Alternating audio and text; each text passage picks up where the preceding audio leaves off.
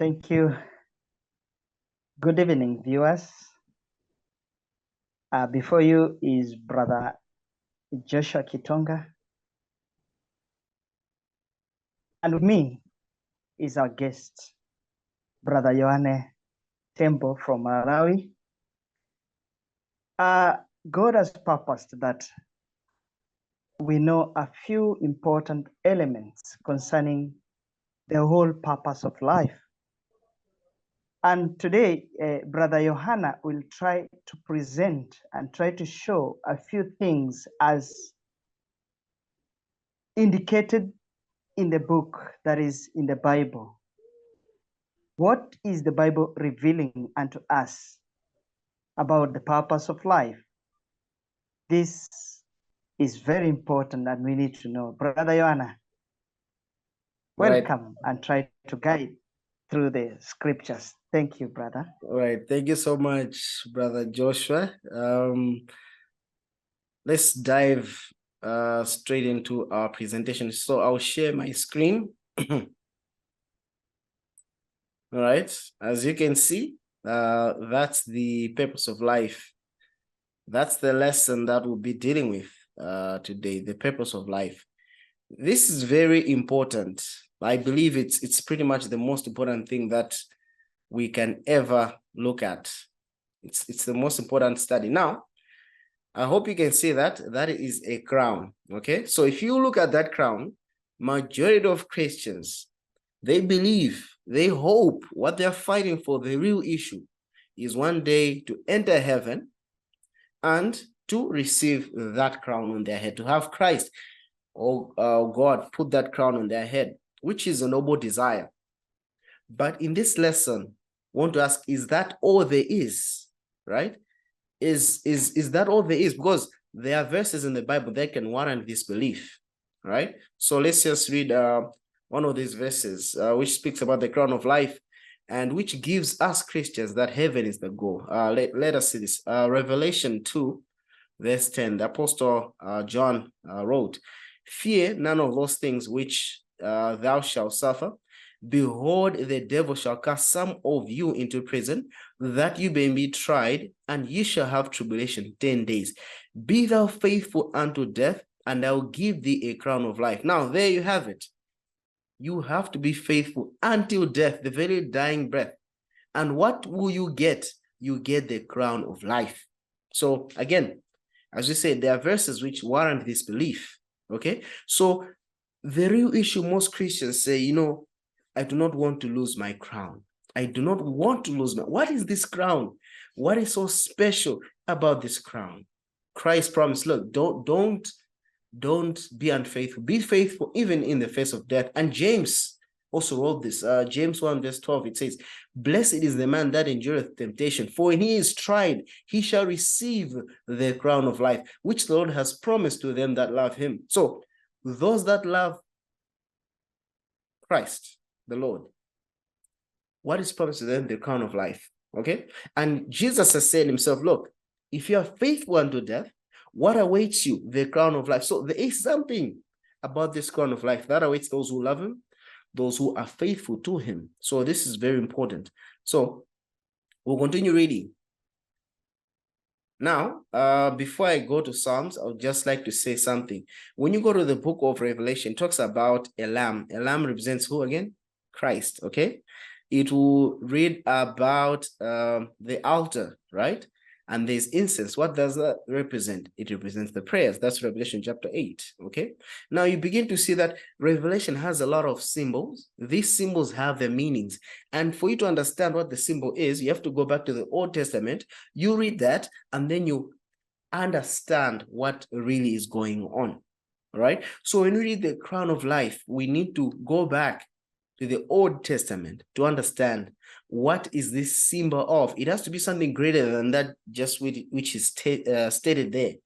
Okay, so let's look at this. We'll go to Psalms 8, verse 1 to 3. It says, "To the chief musician upon Gittith, a psalm of David, O Lord, our Lord. O Lord, our Lord, how excellent is thy name in all the earth.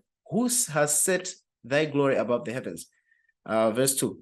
Out of mouth of babes and sucklings, thou hast ordained strength because of thine enemies. Thou hast that thou mightest steal the enemy and the avenger. Verse 3.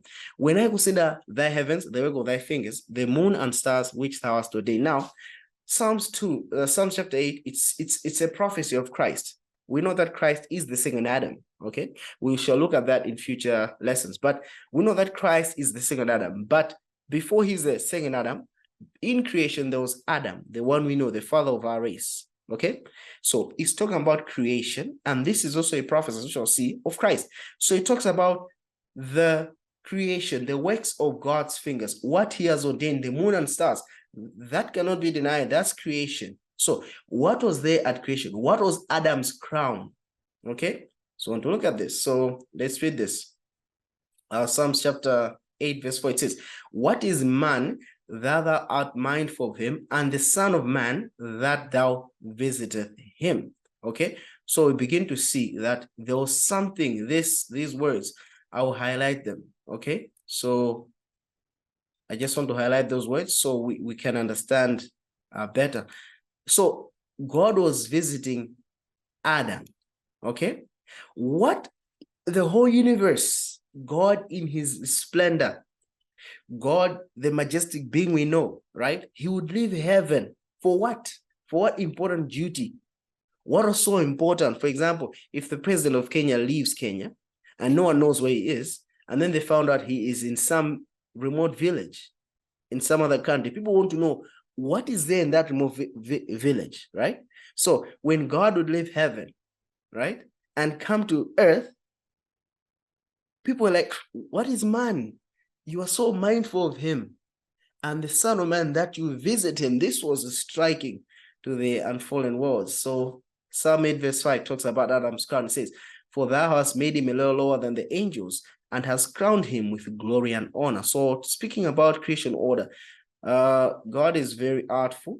He created angels, and then he created human beings, right? As an order of beings lower than the angels. But notice, he has crowned us with honor and glory. So Adam's crown, this one, let me just underline it.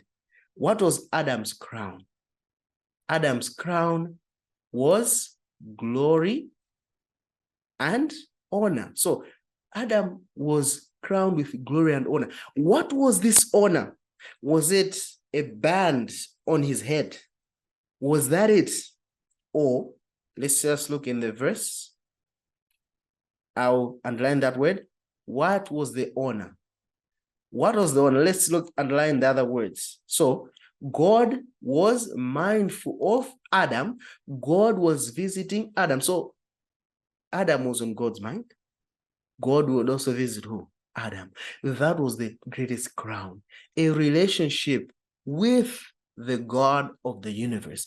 That was the crown. That was the glory. That was the honor that they were crowned with. That was Adam's crown. And he had that before the fall. Free, open communion with the majesty of heaven. This is beyond anything else. This was the greatest thing ever witnessed. And they said, look, God will leave heaven. God will leave his throne to visit humans. What is man that you're so mindful of him? What is it that you visit him? You've even made him lower than the angels. You're surrounded by this virtual vast ocean of angels. But you have crowned this man with glory and honor. So this was Adam's glory, to have fellowship with God of the universe. That was the crown. That was the real issue. And those people who will be redeemed, as you shall see, they shall wear Adam's crown. Those who are faithful until the end. What is this Adam's crown? Open face fellowship with the Father and his Son. This is the greatest honor ever. And not only that, as you shall see, the capital city of the universe shall change. The greatest honor ever for the redeemed. So let's look at this. I love the thoughts on this. It's so revealing. Now, notice, what was God's purpose in creating man? Revelation 4 verse 10, it says, the 24 elders fell before him that sat on the throne and worshipped him that lives forever and ever, and cast their crowns before the throne, saying, Revelation 11, Thou art worthy, O Lord, to receive glory and honor and power, for thou hast created all things, and for thy pleasure they are and were created. So God created man for his pleasure. When I have a pet dog, I'm not having it so that, I can just give it a command, right? I do not want it just to bark outside. No, I have that pet dog for my pleasure. I mean, I had a dog. So whenever I would be away for months or weeks or a few days, when I come back, as I walk close to the gate, you start barking ferociously. Once it sees it's me or hears my voice, you know what the dog will do? It will stand up, look at me, and then it'll start running around the house in circles. And I knew this dog is happy, and we can't even talk to each other. I felt pleasure inside. And guess what? God created human beings in his image. He created us. The first purpose for God in creating man was for his pleasure. This was the real issue. They are and were created. This was God's purpose in creating man. He's the great creator. And notice, I love this. If you read Genesis 1:27, it says, So God created man in his own image. In the image of God created he him, male and female, created he them. Notice, so there were two. This is talking about creation. We cannot run away from this. Now, Genesis 1:31 is so clear. It says, And God saw everything that he had made, and behold, it was very good. And I stress, very good.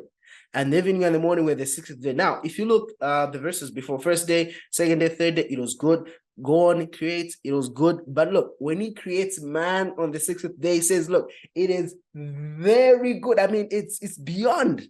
What more do you need?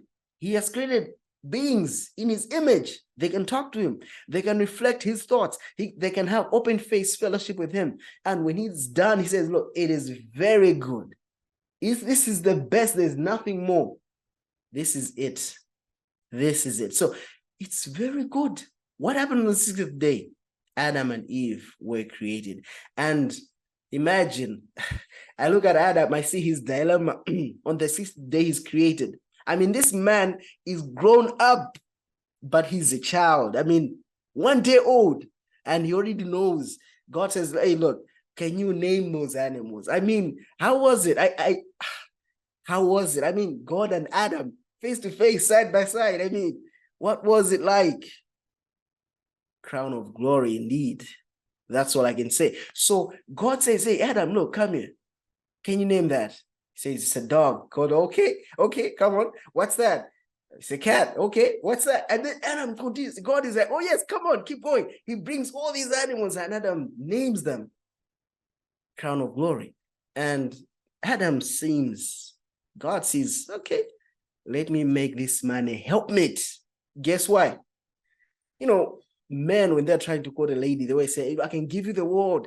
I'll give you everything. I mean, look, was there ever a man in history who gave a woman anything or the world? Well, people gave something, right? But God created man, and guess what he gave him?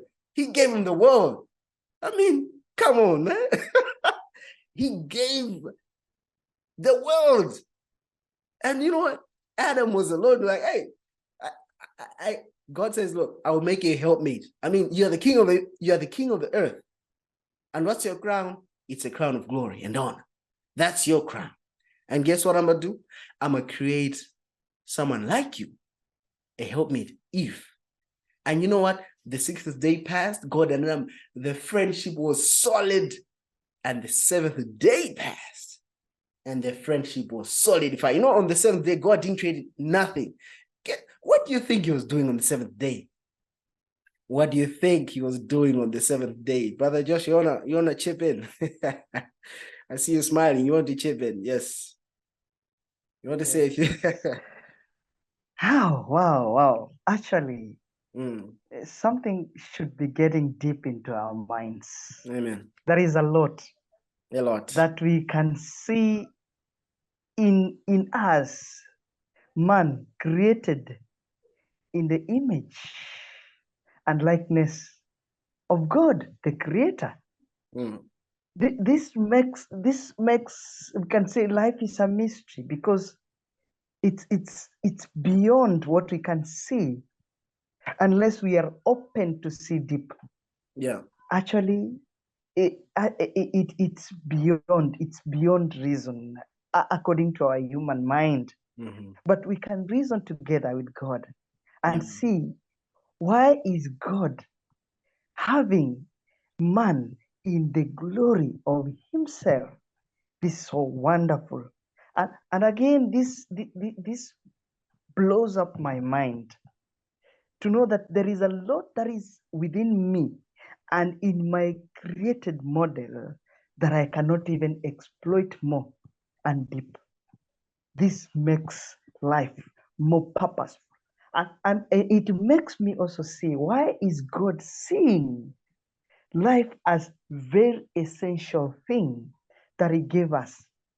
And I believe, brother elder Yohane, I believe as we sing deeper, we'll see the glory in its true color, in its true sense and reality, as we behold the word of God, because there is much that has not been exploited in our human faculties that is in the word, but in the glory of God, we are coming to understand this thing. We thank God. Continue, brother. Amen, amen. So I was on the train of thought. I was saying, look, on the seventh day, sixth day, he just creates man.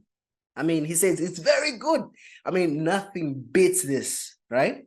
And guess what it does?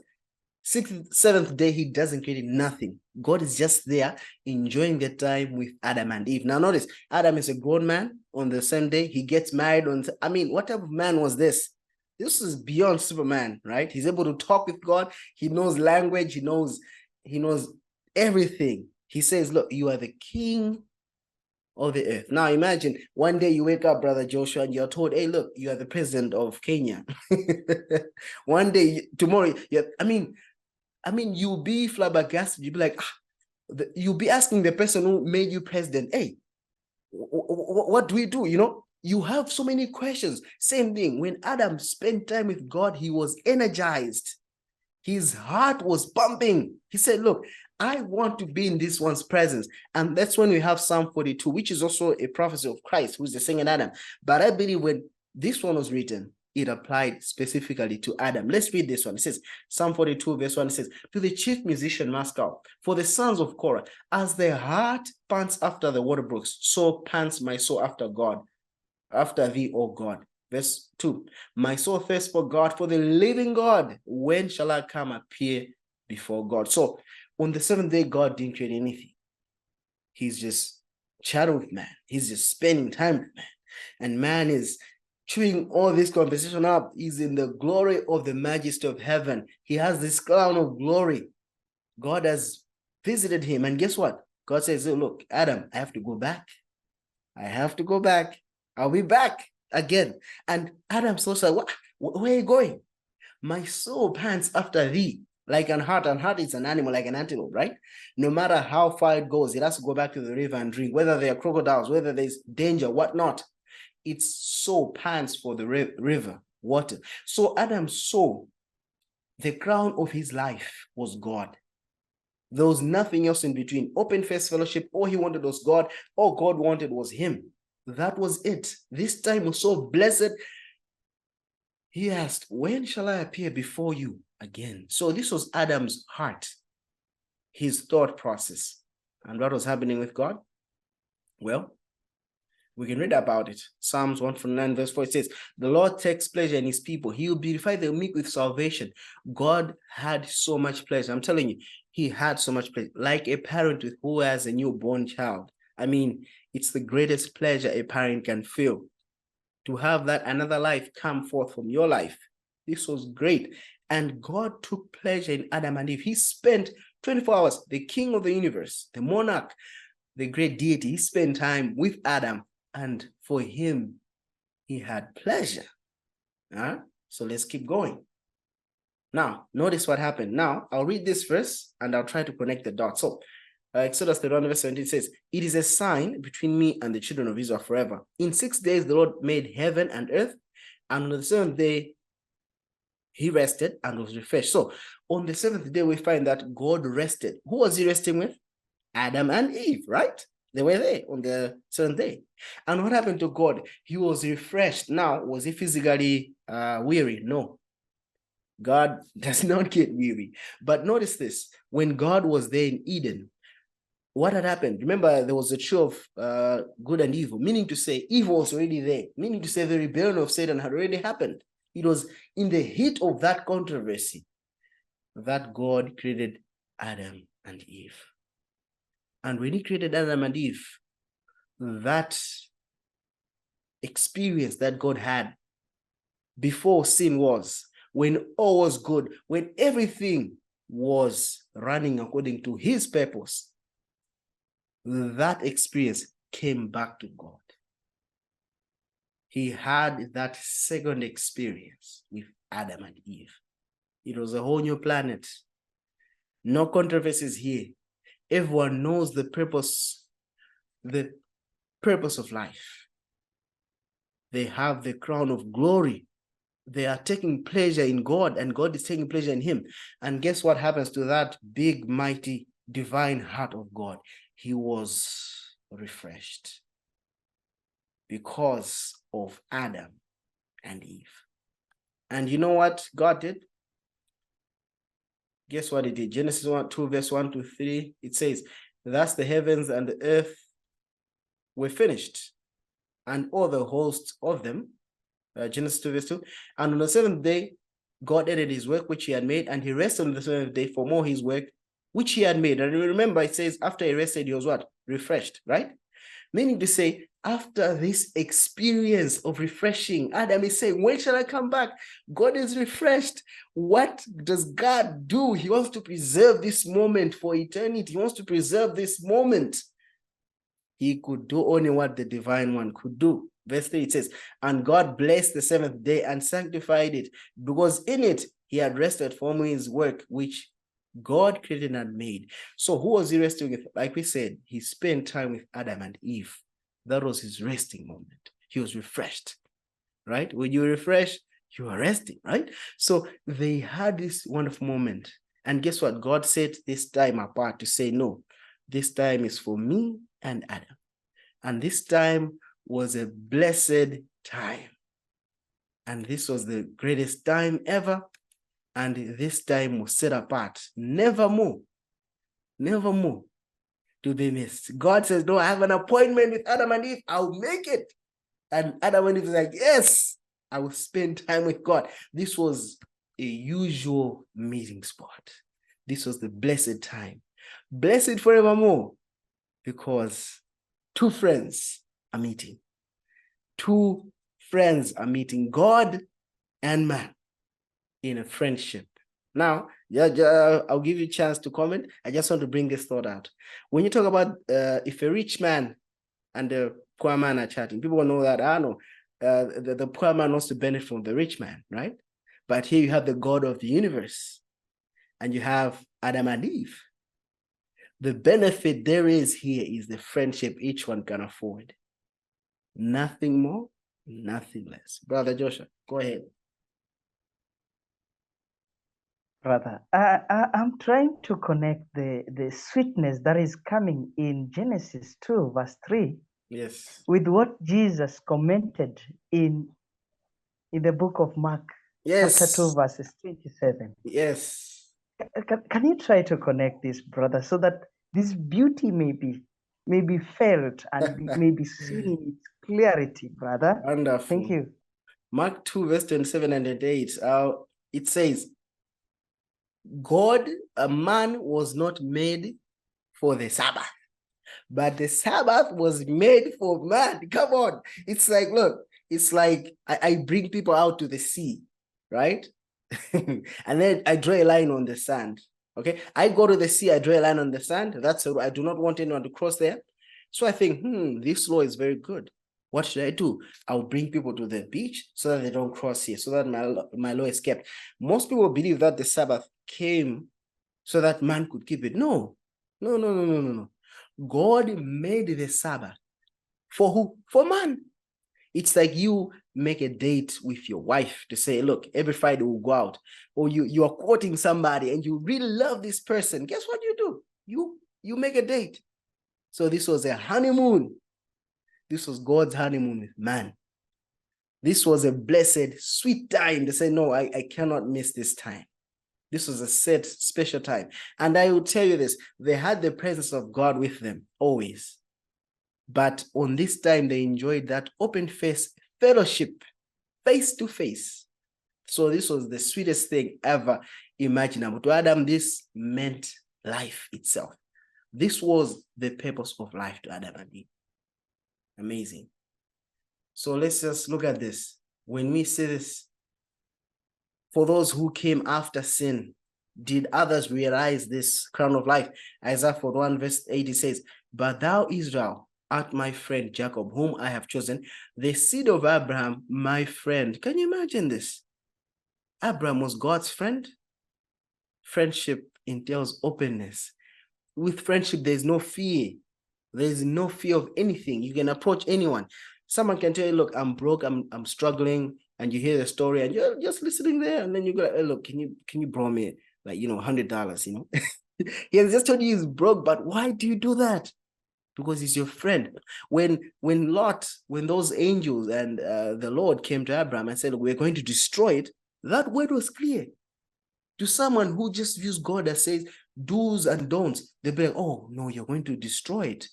May your will be done. But what did Abraham do? Abraham was like, hey, if there are 50, will you destroy them? Then he starts going downwards. What if there are 10? Who would do that? Unless he was a friend of God. And when God says, hey, look, sacrifice your son. How was he able to defend? No, this is not the voice of Satan. Because he had accustomed himself to hear the voice of God. He was God's friend. Abraham was God's friend to the point of what? God says, look, through your seed, who is Christ, all nations shall be blessed. Says, look, I want the Savior, my son, to be born through your lineage because you are my friend. Abraham lived this life. He had the crown of life. He understood the purpose of life. Yes, Brother Josh. Now, Brother Yohane, this is also very interesting. Yes. Because to sometimes when people hear of these words, for example, the one quoted in this verse, Abraham, my friend, this is God speaking. And we can see Abraham is a man. Yes. And we are here looking at the purpose of life. And we are looking at the creation of man. And you can see Abraham is a friend to the divine being, the deity, God. How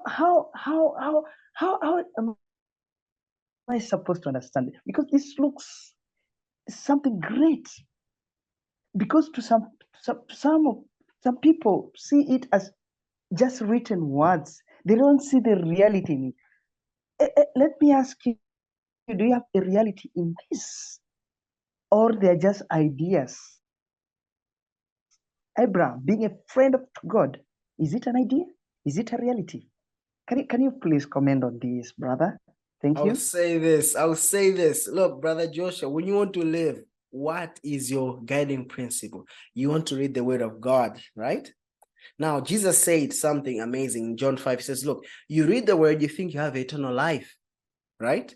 But those things testify of me, and you will not come to me to get life. The word, the written word, leads us to Christ, the living word. Now, let me tell you this. In Abraham's times, they didn't have the Bible. They had the oral tradition, right? From Adam, the words were passed on downwards, right? But they didn't have the written words. They were living the time. So during Moses' time, their lives could be recorded. Now, how did Abraham relate to God? It was via experience. It had to be. It had to be more than just these words, right? It had to be. It had to be more than just words. It had to be a reality. So he was truly God's friend. For you to live righteously, for you to live right, you had to have a living connection. So Abraham had this living reality. It was not just words, no. He knew God as a friend, truly the same to the same as was Adam and Eve. So it was that beauty. God didn't give up on man. God still said no, even though these people, Adam has betrayed that friendship. Immediately the plan of redemption was revealed, because God so loved us that he gave who? His only son. He's revealed to Adam, look, this is the plan. And to all the people who came after Adam, who were trying to connect to God as a friend, guess what God would do? He would reveal his friendship to them. Yes, Brother Josh, you can chip in. Yes, brother, it's interesting. Brother, Mm-hmm. just for the purpose of our understanding, bring out who is a friend. And now you try to connect man being a friend to God. Yes. This a creation, a created being a friend to the creator. Yes. Can you try to connect this? Because it means friendship. It's something big also. Yes. Continue, brother. What Continue, is this? brother. What is this friendship? What is this friendship? Now, let us just move a little bit further. I'll explain this one. So, Acts 13, verse 22. I love this one. And when he had removed him, he raised up unto them David to be their king, to whom also he gave testimony and said, I have found David, the son of Jesse, a man after my own heart, which shall fulfill all my will. Now, we know that David did many, many things wrong, man. He got Uriah killed. He married the wife. I mean, he did so many wrong things. But you know what David did? Read Psalms 51. When he realized that, Nathan has brought him the message, the testimony of God to say, you have done evil. Do you know how he repented? He repented with all his heart, and he was humble. He said, look, Lord, please forgive me. Renew the joy of salvation. So David had a certain joy. He knew this joy is connected only with God. That friendship, he had that in his heart. And he said, look, renew the joy of salvation, Lord. So that what will happen afterwards? Restore your spirit. Don't take your spirit away. Don't take your presence away. He yearned for God's presence, his friendship. Guess what? He said, then I'll teach transgressors their way, so they can know you. So this friendship was real. And to enter into a friendship with God, you just have to look at the life of David. Approach God as a friend. Now, I have two animals, dogs and cats. A dog, you can have built it a dog house and it will remain outside. You can have certain rooms, tell the dog, hey, don't enter this, it will not enter those rooms, right? But a cat, you ever raised the cat yourself? A cat will go anywhere, in your bed, in your closet, it's everywhere. I mean, when you're eating, it will come on your plate. I mean, come on. A cat, that's its nature. As humans, there's two ways to come to God. As a friend, or to come to God via a set of rules. Now, if you come to God via a set of rules, guess what happens? When you break any of those rules, you lose hope. You say, man, I failed. I'm a failure. God doesn't want me. But if you come to him through friendship, guess what happens? Failure doesn't bring you down. If you fall short, God will assure you that, no, look, come, I'll restore you back. There will be that restoration of friendship. And guess what happens when you approach God as David did through friendship? Guess what happens? Your character develops after. Remember, good character is corrected by what? Bad character, right? But good character, who is God's friendship, if you join with him, guess what happens? You have this crown of glory and honor. And guess what happens then? Your character begins to develop according to the friend you have in Christ. So this is something more, and it's very important to understand. So with this, right, so as I was saying, I wanted us to read this very powerful verse. Hebrews chapter 2, verse 7 and 9. So this is speaking about Christ, the Son of Man, who is also the second Adam, right? Now, in speaking of Christ, do you know what the writer of Hebrew wrote, he quoted Psalms 8, which, as we saw, spoke about the first Adam. So in quoting this says, Hebrews 2 verse 7, thou hast made him a little lower.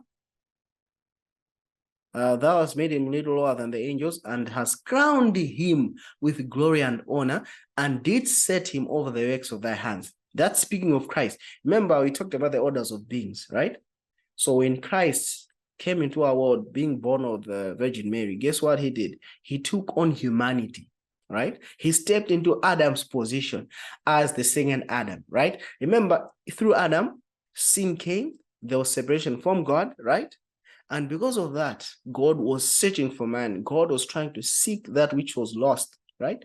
And Christ came to win us back.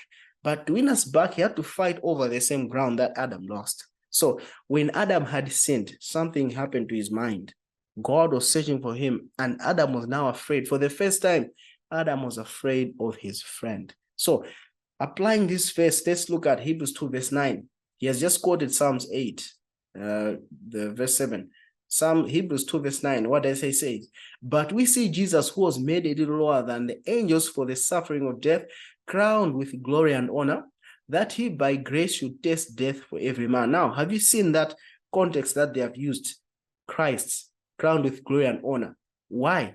That by the grace of God should taste death. So this is speaking about Christ in his earthly form. Have you seen that? Now, if you look at the life of Christ on earth, his life turned naturally to God as the flower turns towards the sun. He authored a new life which was united with God. And I read about it in Luke 10. Remember the disciples, they're given power. They went out about healing. They were so happy. They were sending high fives, coming to Christ. Hey, even the demons were subject to us. And Christ said, look, rejoice, your names are written where? In heaven, right? I mean, you yourself know this. You only save the numbers of people whom are very important to you. If your name is written in heaven, what does that mean? It means you're very important to God, right? So they thought they had it. And Luke chapter 11, the very next moment, they found Jesus alone in prayer. And they asked him, hey, teach us how to pray. I mean, what was so different? I mean, today, if you talk about the disciples, they were casting out demons. They were healing people. That people mostly think, man, this has to be a very spiritual person, right? But you know that's a free gift. We know better. But most people, if that happens, if God does that through you, they'll think there's something special about you, right? So the disciples thought, hey, there must be something special about us, right? But when they heard the way Jesus prayed, they said, hey, teach us how to pray. Meaning to say, even though they had cast out demons, they had healed people, when they compared their fellowship with God, their morning devotion with Christ, how he did it, they were like, hey, teach us how to pray. Christ was on another level. He would spend all night talking with God, praying. Praying is what? Talking with God. I mean, when people are in a relationship, they can spend, they are talking, they text by, no, you cut the call, no, I'll cut the call. I mean, that will go on for an hour and they'll start talking. And they start talking. I mean, they'll be like, no, it's late, until 3 in the morning. Come on, right? And Christ will talk with God. He authored that life. And what does the Bible say about Christ? He is crowned with glory and honor, right? And even the Apostle Peter, right? When the Apostle Peter commenting on what happened on the Mount of Transfiguration, right? I just want to find that reference. Let me just find it quickly. I believe it's First Peter. Is it First Peter? I hope it is. I just want to give the reference. People can read it on their own. Yeah, I believe it's Second Peter chapter 1. Okay, so Second Peter chapter 1. If you read from verse 16 up to 18, it says, we have not followed cunning divine fables. He says, look, we heard that voice from excellent glory, the honor that God conferred upon the Son. It says, this is my beloved Son. So did God honor Christ? Yes. On the Mount of Transfiguration, he was crowned with honor and glory. What was this greatest honor? God came down and communed with Christ in that excellent glory. And Peter says, look, we haven't followed fables. We know this. So even Christ had the crown of life, the purpose of life, as the second Adam. So let's continue. So Peter and Paul, they speak about the same thing. 1 Peter 5 verse 4 says, and when the chief shepherd shall appear, ye shall receive a crown of glory that fades not away. In this world, we have seen Christians fall away. Sadly, we have seen that, right? They were once in their faith, they were once in the message, truly, they were gifted, but fallen away, right? It says, look, when Christ shall come, if you endure unto the end, guess what? That communion which we have now, that presence we have, it will not fade away. It's a crown that will never, the crown of glory. 2 Timothy 4 verse 8 says, henceforth there is laid up for me a crown of righteousness, which the Lord, the righteous judge, shall give me at that day, and not to me only, but unto all them that also love his appearing. Do you love his appearing? Come on, man. When you talk about the second coming of Christ, what are you talking about?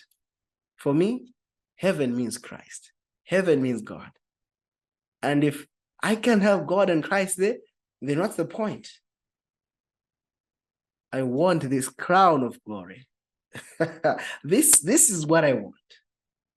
This is what we want.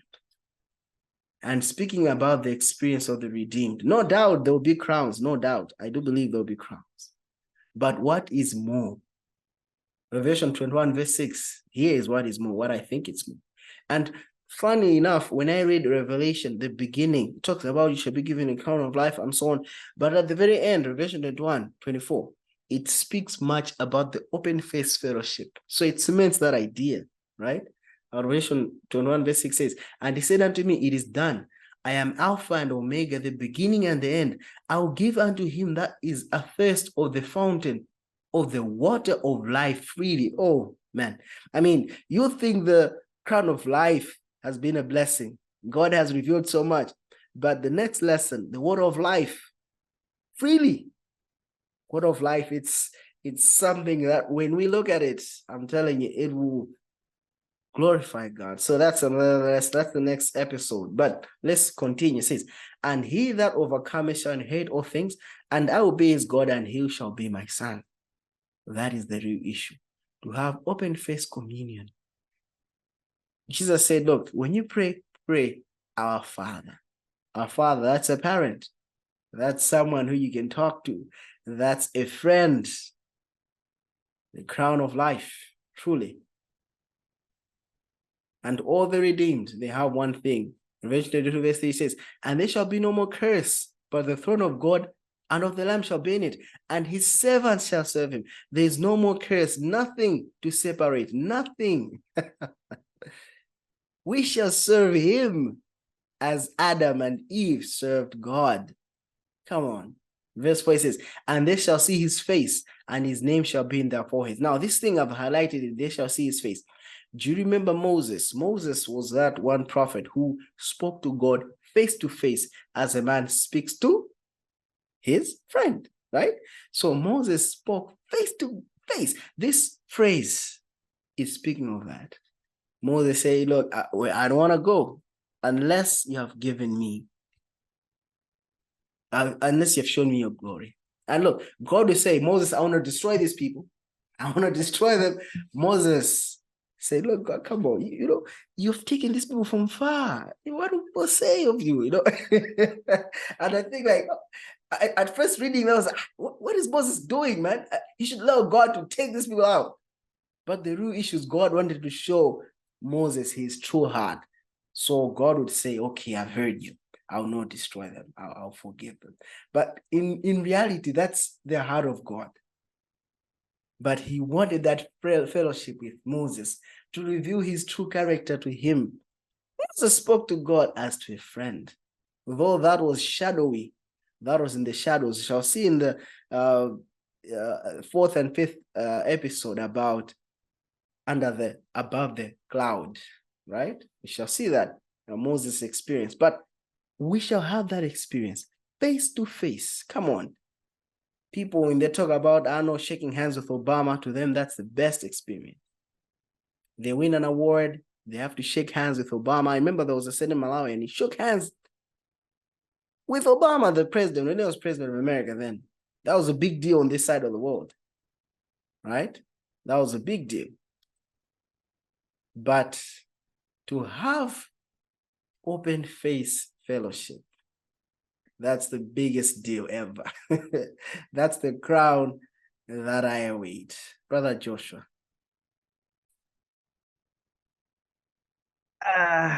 It's a wow presentation, Brother Yohane. Actually, viewers, we can see the purpose of life. God has opened everything wide unto us. It only calls for us to ask Him for wisdom and understanding, which will open these so-called mysteries into realities and into revelations that we need to move closer to Him. You see, today we've seen openly that there is real purpose of life that God meant when He was creating us, when He was creating humanity, human race through Adam. I can imagine of that man before falling away, before falling off the true sense of life in righteousness of Christ, in the presence of God. And we can see actually that there is this connection that is so intimate and so close and penetrating through the reality